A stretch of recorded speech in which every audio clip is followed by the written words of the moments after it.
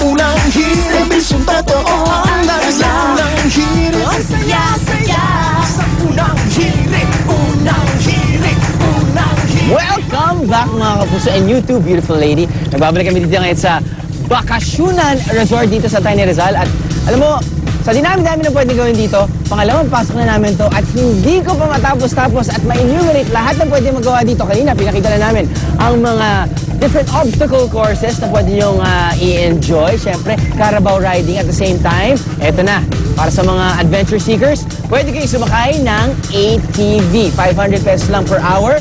Pag malaking makina ang inyong sasakyan, 125cc, aba, pag gusto nyong ibirit to, abot kayo ng 60 kilometers per hour. Pwede nyo enjoy yan sa kanilang 1 kilometer trail. Kasama na din dyan ang horseback riding na babayaran nyo lang ng 200 pesos per hour. Pwede na naman kayo sumabak sa mudslide ulit. Kanina pinakita na namin yan. Pero ngayon, nako, sa sobrang saya kasi 100 pesos per hour lang inyong babayaran. Magsawa kayo sa pagsaslide. Para sa mga chikiting, sa kiddies, 50 pesos lang ang kanilang babayaran. Unlimited na ang kanilang pagtalon sa trampoline. Isipin nyo mga kapuso, ang Tanay Rizal, napakalamit lang.